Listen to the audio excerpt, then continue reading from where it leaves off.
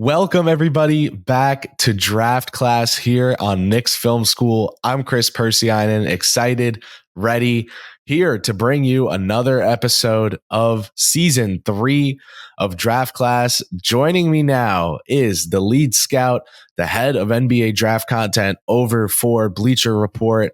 You know him, you love him, Jonathan Wasserman. Thanks so much for taking the time bright and early to hop on the show. I really appreciate it.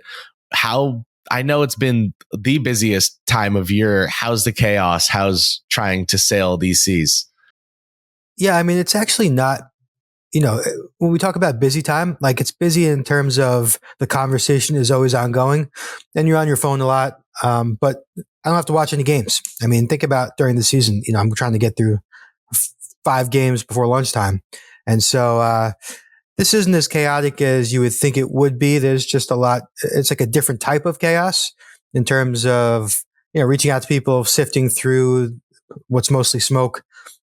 But it's a lot of fun. And then honestly, as we get to this week or next week, like the anticipation just builds and builds, and all the work you put in and time you've spent mostly overthinking things, you find out what's going to actually happen soon. So I'm pumped to just hear the final results. Oh, you could just show me a 1 through 60 board right now. I'm itching when it comes to sifting through what's mostly smoke, right? Like I make the comps to NFL draft season too, where I feel like these are the two sports with the most BS out there ahead of draft time. What's the process there? Is it like seeing something and just thinking, who benefits from this information being public, or how do you approach that? Because it's something you have to do. It's like high school. I mean, it's like, rumors spread and they snowball and they take turns. You don't know at what point of the rumor that you're hearing it, like if it's direct information from the first source, or if it's like the sixth source and it's suddenly taken on a new life form. You have to know who you're talking to. You have to have keep track of over the years of like how often your sources are right and wrong. And often in draft time, they're wrong. Like just thinking back to all these drafts and the intel you get and what people think are going to happen. And then suddenly the team doesn't take the guy that everybody thought they were going to take. You don't know if that was purposely leaked smoke by that team, or if again, the rumor just kind of snowballed and evolved into something totally different by the time it gets to my ears. But you kind of just have to use common sense, honestly, and decide what makes sense, what you believe, and what is clearly like just not a solid rumor. But this is like the time when it's just chaos. Like you get texts like, "Did you hear this team is going to take them at 22?" And thought ideas like that, like, the Suns, I saw a Suns rumor about, Tyler Kolek. Like, how could they be so sure they're going to take Tyler Kolek without knowing who's on the board?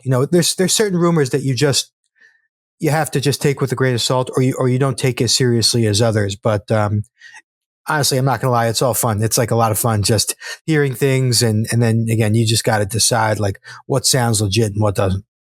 It's funny you said 22 because Suns and Kolek is like a big thing right now. And sure, table setting, floor general, point guard. Like I think the Knicks like him, right? Do they think he'll make it there? Will he be gone at 22? Like, what if I can't think, Ron Holland, or I don't know, someone's there at 22 that Phoenix wasn't expecting to be there. All of a sudden, plans out the window. So it's certainly interesting, and Kolek, someone I think New York would be interested in, if for no other reason than passing both the most basic of Walt Perrin and Tom Thibodeau checkbox tests, multi-year player, hard-nosed, tough guy, and leader on and off the court. But they've also been rumored to like some other guys, one of them being Virginia's Ryan Dunn. And he's been discussed a lot on this show. I guess to start, is there real buzz there with New York? What do you make of the buzz that exists with him? Yeah, so I'll be totally transparent. I don't have anything direct from the Knicks about the Ryan Dunn thing, but everyone around them, thinks that he's a target of theirs, and obviously it makes sense as a defensive guy in Tibbs. And just I think the athleticism, just kind of injecting that into the lineup, is attractive for them.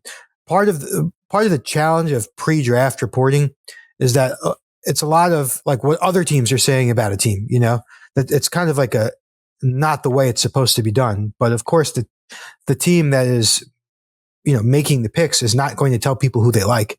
So that's another challenge in pre-draft reporting, and a lot of the other teams, assume that Ryan Dunn is going to be a target of the Knicks. And I've had teams ask me from a second round perspective, do you think Ryan Dunn's going to make it to us? So there's a lot of interest in Dunn out there. I mean, the big question is where and where do you value him and stack him up as a forward who really brings very little to the table offensively. But I could see why a good team, an established team who has creators and playmakers and shooters would think he's like a big time value pick if you can get him into a rotation where he could just play to his strengths as a play finisher and as just a defensive disruptor, which is what's going to make him money in this league. And again, you bring him to a team like the Knicks, and even though I know the injuries killed them, when we talk about depth, like the Knicks are pretty deep. Like they had so many injuries, and they still were throwing out like solid rotation guys at the end. Maybe not for a second round playoff series, but to just have a guy like Dunn coming off the bench to just do what he specifically does is definitely like a nice plus to have. So on a team like the Knicks, where you've got Brunson and Randall, these two planets of creation with their own orbit, and you also got shooters like DiVincenzo, what's the role, right? Because we've talked about maybe small ball five, like a Kerr Kuminga-esque fit. But is that a route Tom Thibodeau would go? Like, where do you think he would be optimized in New York? Is there a chance at Westchester to start to develop the offense? I'm trying to think both ends of the spectrum.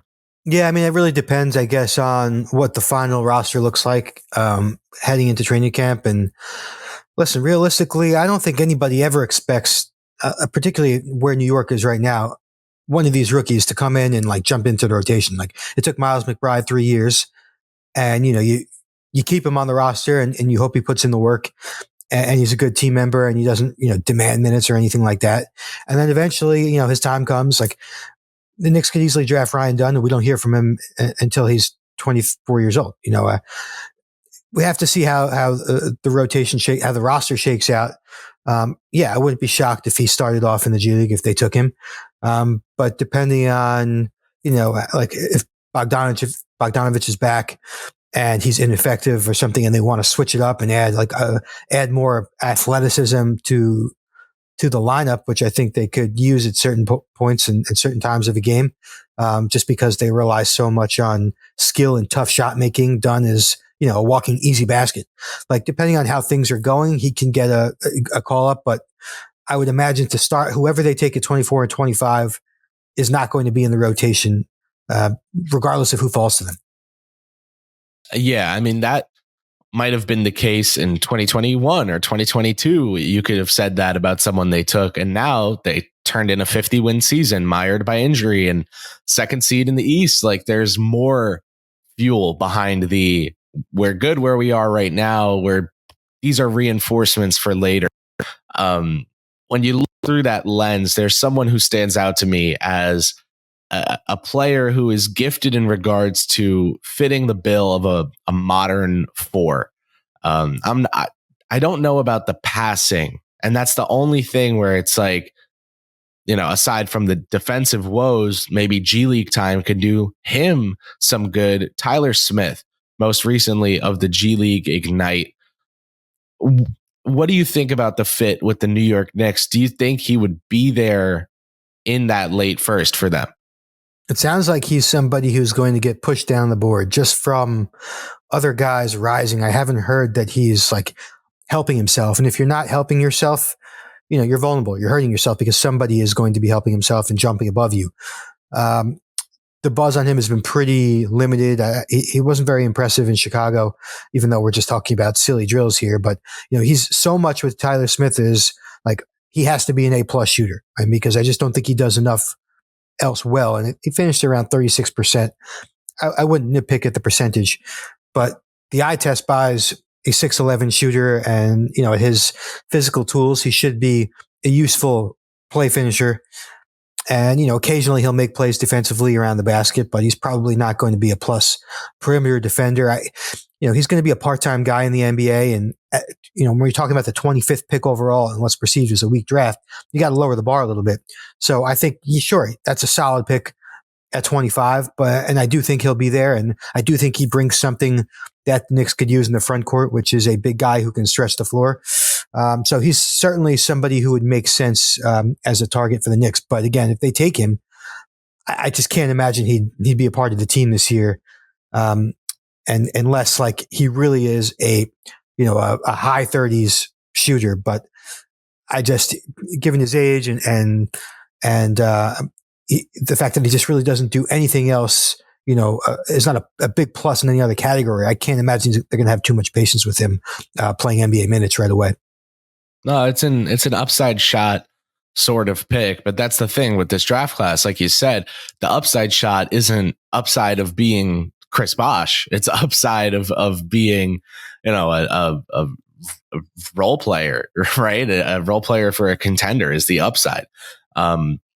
Yes, though, we just watched 5 Out win a championship, and it's a look that the Knicks don't really have except for, scarce minutes of a lineup that Thibodeau was forced to play because of 6 guys getting hurt throughout the playoffs.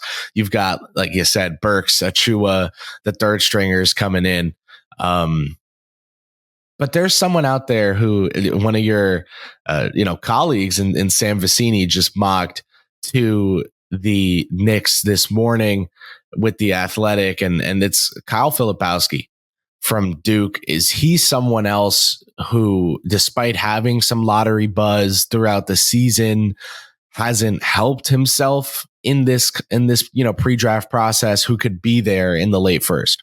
Yeah, I think he's somebody who's going to slip and be right in their range, like early, somewhere in the 20s. It sounds like. I think one of the reasons why he's going to slip is because, again, there's no part of his game that's just like a major advantage creator. Like there's no big plus to it. He's good at a lot of different things, but he's not great at any.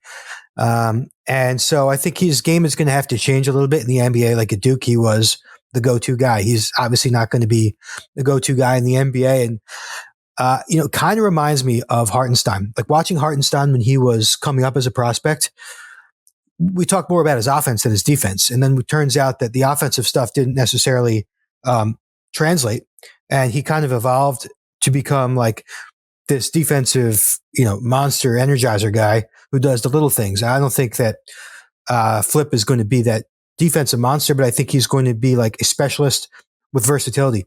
Like his pass, I'd say his passing may be his most advantageous strength at this point.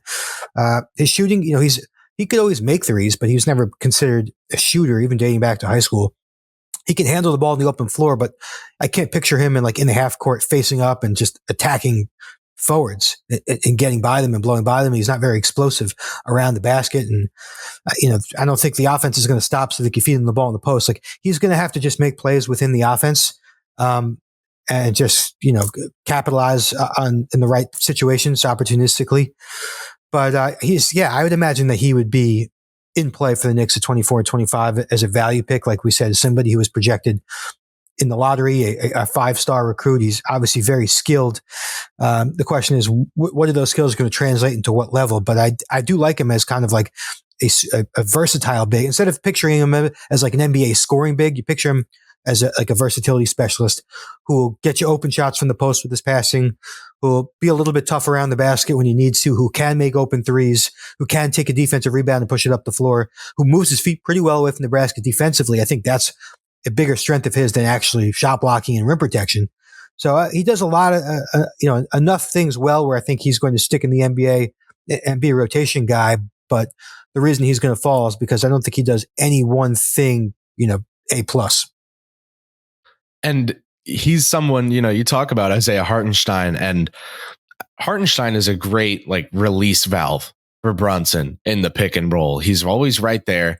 He can make the quick read to the corner. He's I got blitzed. Let me dump it low to Isaiah and he'll figure it out from the elbow or wherever. I think Flip brings that same aspect to the table where if he's sharing the court with Brunson, he could be advantageous in pick and roll, even pick and pop scenarios.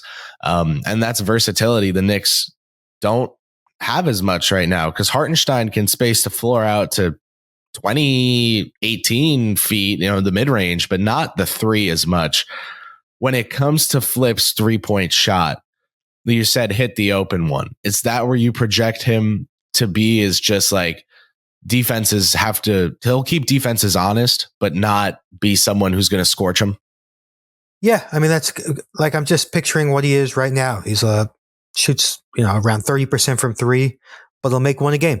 That's what I picture. I can't picture a guy who's going to be early in his career, there was Lowry Markkanen comps.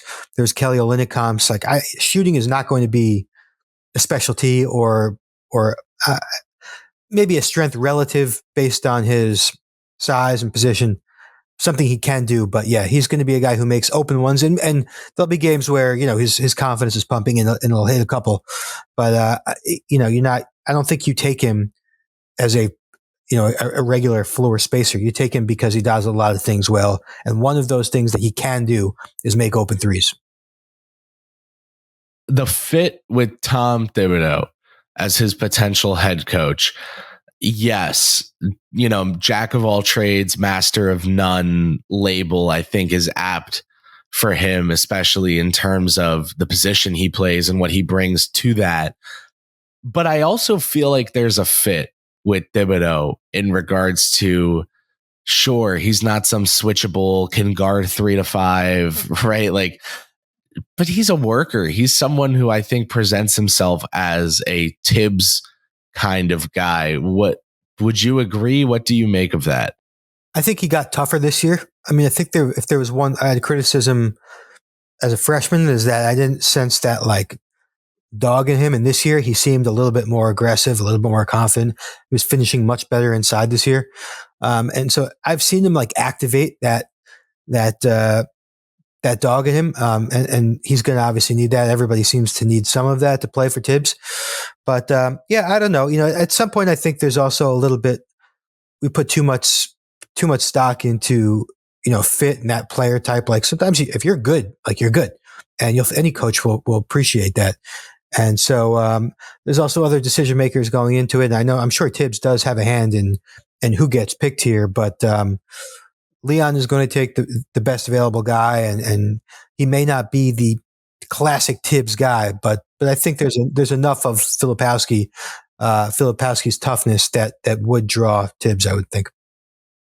We've seen the Knicks front office challenge Thibodeau in some ways.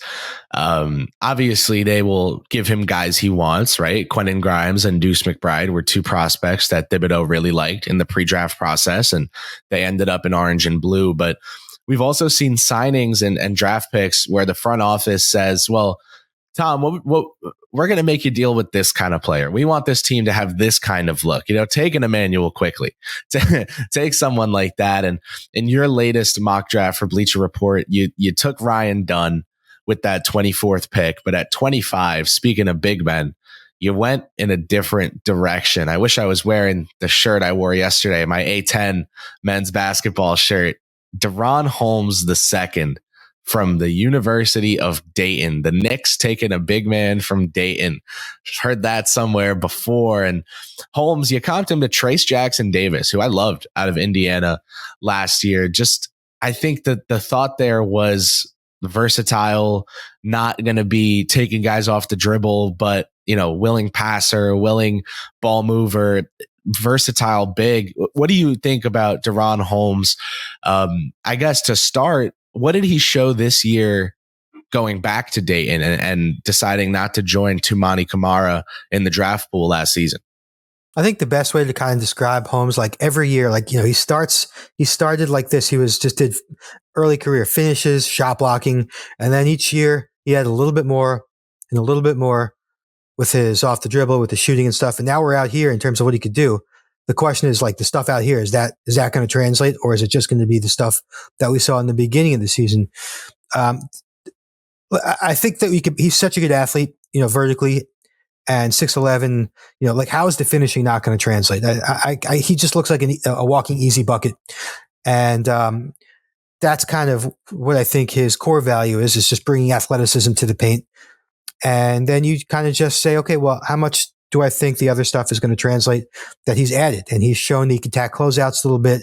He showed this year, obviously, he can make open threes, and it's good to see him do that, because when he decided to come back to Dayton, the obvious feedback was, you got to add a jump shot. You got to be able to put the ball down a little bit. And he did that. So I love the fact that he showed that he can improve in areas that he was told to improve.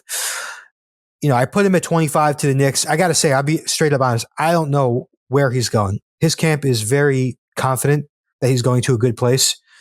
I'm told that he didn't cancel workouts, despite that was the report, that he really just didn't make them to begin with. And he's kind of just being selective a little bit. But I think I think his camp knows who's interested, and at least knows enough teams that like him, where they don't have to send him to a new team for a workout like every day of the week, like some of these guys do. So I put him at 25. I really don't think the Knicks are going to pick twice. And that's not from any intel. That's just from looking at history, looking at the roster in terms of, like, how much space they have, and are they going to want to pay 2 first rounders? And the chances of getting 2 first rounders who are going to add anything this year or even next year seems slim in this draft. So in my opinion, they're going to make one of those 2 picks, and then either maybe move back into the second round, to get a guy in a non-guaranteed contract and take a chance there. But I have Holmes going there mainly because he seems like a guy who's going to go in the 20s. He's also one of those guys where this is going to be one of those drafts that's going to be totally unpredictable. Like, I could totally see, like, shocking picks like Josh Primo at 12, those type of picks that you don't even consider when you're doing these mock drafts. If Holmes was the guy who went 17 to the Lakers or 12 to Oklahoma City, like, he's one of those guys I could see shocking everyone with how high he goes. But it does sound like he's locked in the first round. He got the green room invite. So I'm not really tied into the fact that the Knicks are interested in him, but he's a very interesting prospect, not just based on what he added, but the opinions out there. They're kind of all over the place on him. Yeah, 38.6% from downtown this season. But again, no crazy sidestep, step back, tween hezzy. It's just making the open shot. Yep. And that's what's going to be asked of him at the NBA level. And something else he had in his arsenal this year was just 18, 16 feet away from the basket on the baseline, being willing to just pop that mid-range shot. That's valuable in its own right, with or without a 3-point shot. And you make a really interesting point that historical precedent says the Knicks will likely not stay at 24 and 25. There's the year they had 28, moved up to 23, then moved back to 25. They'll play the board however they think they can squeeze the most value out of it. But now also there's this additional fuel to the fire in terms of they're good. So they are not super pressured to just move up or do anything. They're not like desperate for talent. They just probably want good fits and good prospects. When it comes to that 38th overall pick, I could see them trading one of the first rounders for 34 and a future protected whatever, and then just trading 38. Like, I have no idea, right? None of us do. And that's the beauty. It's not just of this class, but of how the Knicks handle pre-draft particularly, is no one knows anything really. I know it's impossible because we don't know who's on the board, but early in that second round, that's a place where Deuce McBride and Mitchell Robinson have been made New York Knickerbockers. That's a place where Jalen Brunson was made a Dallas Maverick. Are there any names that, kind of float to the top for you when it comes to that early second round? Do you think a drafting stash like Pacome Dadiet would be up New York's alley, a la Rokas Jokubaitis, right? Do you think they might look for a Deuce or a Mitch, someone who can just be a stud in their role one day? What are some names that kind of rise to the top for you in that range? Yeah, I like Dadiet. If he was there, I would take him. It sounds like he wants to play in the NBA next year, but just giving you some feedback on that name because I'm a fan. And I had a scout text me the other day, and he's like, he asked me what I thought of him.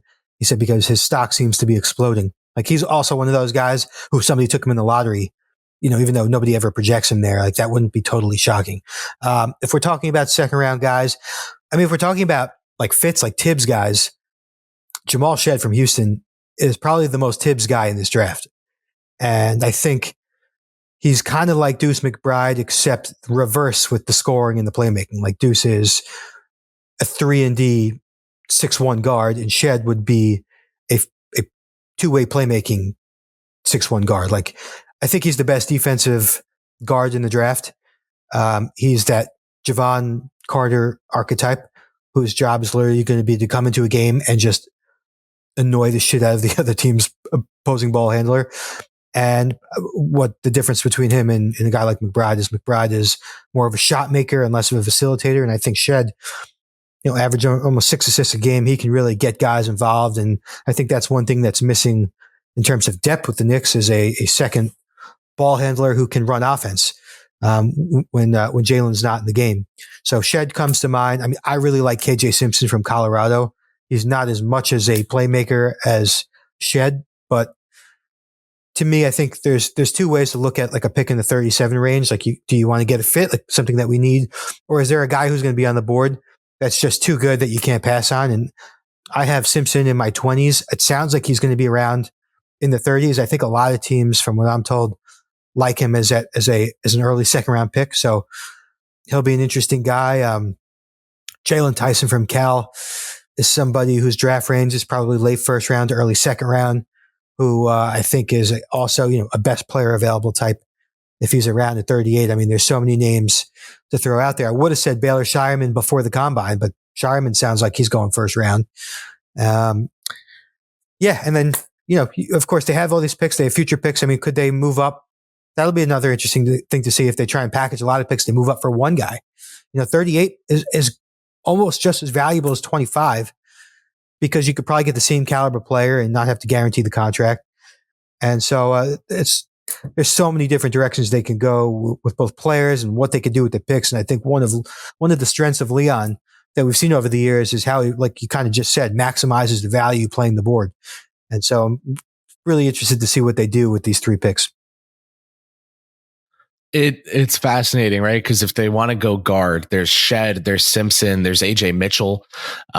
There's plenty of different directions they could go. And I feel like each of those 3 guard prospects can be good in the NBA. They also kind of each represent a different approach to drafting at that slot. Going to the other end of the positional spectrum, Adem Bona from UCLA, you mocked him to the Knicks at 38.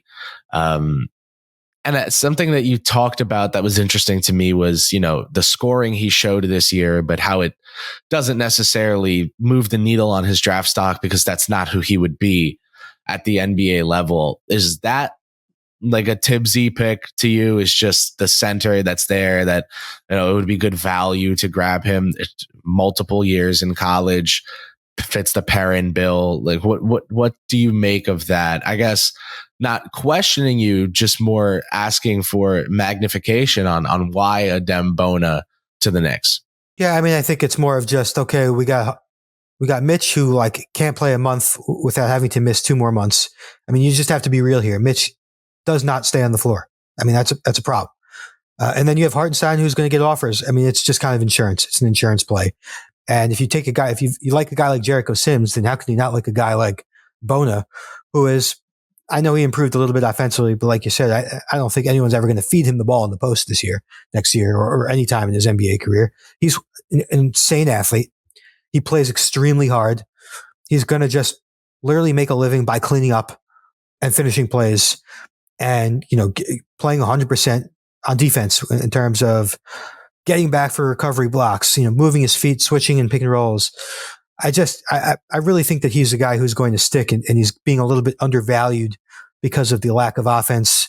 And he's foul prone and he turns the ball over, but he's just not going to have that same type of responsibility in the NBA. Come off the bench for 15 minutes and just focus on running, jumping, sliding your feet, making plays without needing any ball skill or real IQ here. And it's just an insurance play. I mean, Mitch just can't stay healthy. That's just what it is at this point. And I think you're kind of being naive if you think, okay, next year is going to be any different. Like, play, his body is just not conducive to 82 games. And Hartenstein, I mean, you sounds like everyone expects him to come back, but he's going to clearly be tempted by offers. And with the 38th pick, I mean, I think he's going to be better than Jericho Sims, to be honest. So that's kind of the logic behind that mock draft selection. Yeah, it would be, an upgrade at the third string center position, especially if, one of the centers in Hartenstein takes flight, and then you kind of like have to resign Precious Achiuwa, and I guess he would be the backup 5 at that point. Then Bona would be an upgrade at third string. It's interesting because Robinson is someone who has grown so much in his time with the Knicks, but there's nothing I don't think that he can do to develop being less prone to injuries. Like you were saying, it's the size, the style of play, all of the above. But yeah, they love Sims, I think, because he's a hard worker, because he doesn't complain about anything ever. He just shows up to work and works hard, and he's a great asset in terms of having a practice player, having someone to test your guards against. And he doesn't show anything offensively or defensively, to be honest, that makes you think, oh, he'll start one day. But he has held on to his NBA spot in very Thibodeau-ian ways, right? Like work ethic, showing up early, leaving late, like things like that. When you're a third string guy and you just don't make any noise and you just kind of, listen and just be ready. Yep. Even if like he goes out there and he's clumsy or they're going to keep him around, because I think there is a level of respect in the NBA that teams will show hard workers who are low maintenance. And that sounds like what Jericho Sims has been. And that's why I think they continue to give him opportunities and stay patient with him. 100%. And that I've heard things to that exact effect, that, high work ethic, low maintenance, good guy. That seems to be the consensus.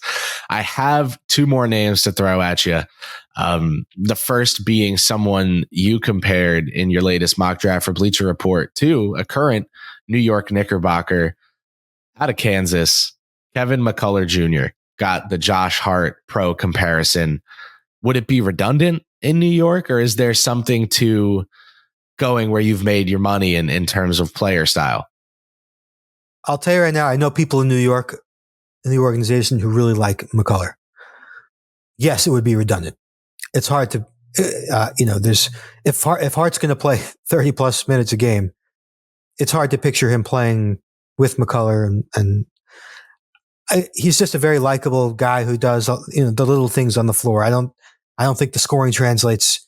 That's kind of part of why I made the Hart comparison. I think he's a guy who, gets downhill and attacks, will crash the glass, will make the open pass, will defend the other team's top wing. Like, that's who he is, I think, at the NBA level. And he gets great reviews, in terms of the interviews, character, and all that stuff. And I think teams just simply see a pro. I mean, he's just a very professional guy. And I believe he's 23 by now, or if not, he's very close. Like, I think the value you're seeing in him is that he's somebody who can come in and at least give you a couple of minutes and not going to cost you anything. The shooting, hasn't fully come around yet. I think he's good enough to make open shots, but at this point of his development, it's hard to picture, anything better than what Josh Hart is right now. So yeah, it's redundant, but if you're a team who just likes a certain type of guy, which the Knicks seem to do, he's got to be in play at 38. And I think he does slip, because of the knee injury. And I haven't heard anything on the medicals of that. But, and I also haven't heard anything about if he's been able to work out. His name has been pretty quiet during this pre-draft process. But yeah, he's a little bit redundant, but he is definitely a Knicks Thibodeau type of guy. So with that same lens, right? You don't particularly associate guys with a bag, guys who, are scorers as being Thibodeau guys. But when you then look historically at these Knicks teams, Alec Burks finds his way onto this Knicks roster like Taj Gibson does. He apparently, I think he was part of why Thibodeau was pro the Bogdanovich trade. It was because Burks was coming back to New York as part of it. I think it was more of the Burks trade, to be honest. Yeah. Yeah. Right.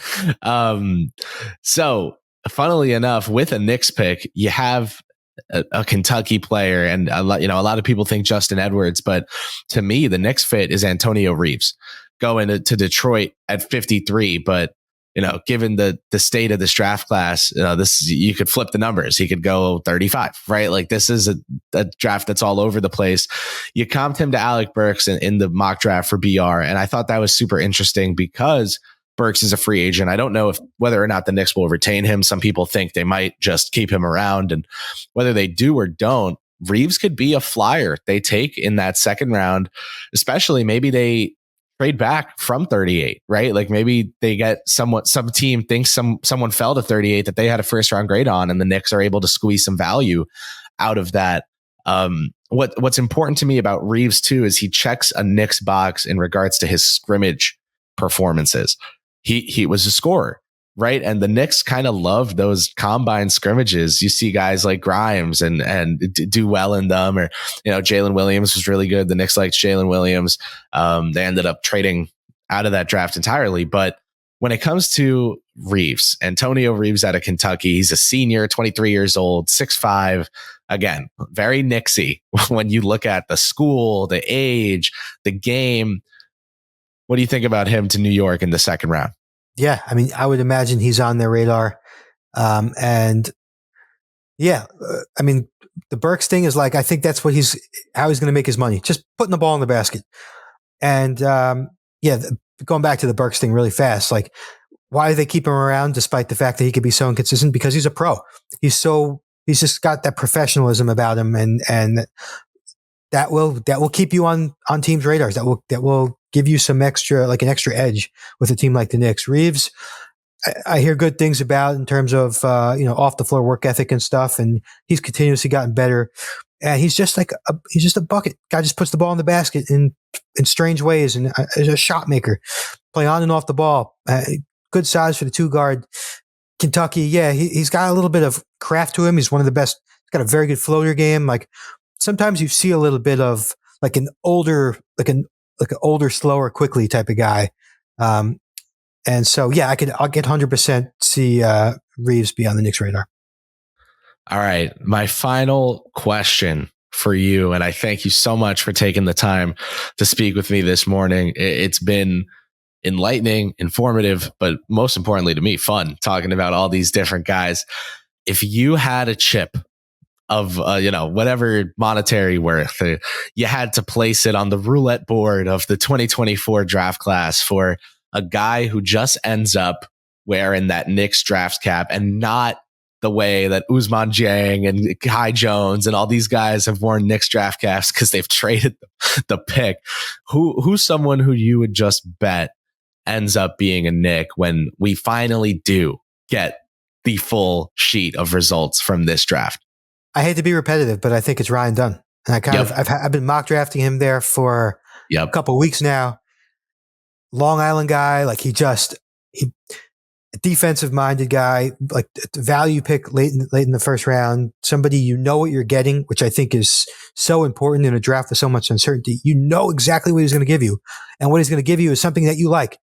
So to me, I don't think he's going to go earlier than 24. I think with 2 picks, I would bet that chip that Dunn ends up being one of the names called by New York. Was, anything you've put out recently or are going to put out soon that viewers and listeners should look out for? Just mock draft after mock draft. I'll have my personal. That's all anybody wants at this point, and unless Bronny James is involved. I'll have my top 75. Like, I never get to put out personal rankings. I think I get one time at the beginning of the year, one time mid-year, and I'll do one final one. I think it comes out next week.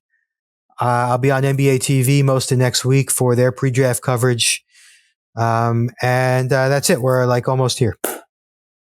Amazing. Jonathan Wasserman, lead draft analyst, head scout for Bleacher Report. Thanks so much for being a guest lecturer in today's draft class. And I really appreciate you taking the time. For my listeners and viewers, stay tuned to the Knicks Film School channels as well as the Bleacher Report channels for Wasserman's work. But more episodes of Draft Class coming your way, more draft coverage. We'll have a live stream for the NBA draft. You can watch along with yours truly and some friends of mine that you may know, named Sean with a W and Mensa Smith. So stay tuned. Thanks so much for supporting the content. Thumbs up, subscribe, all the typical YouTuber terms, and we'll see you soon right here on Knicks Film School.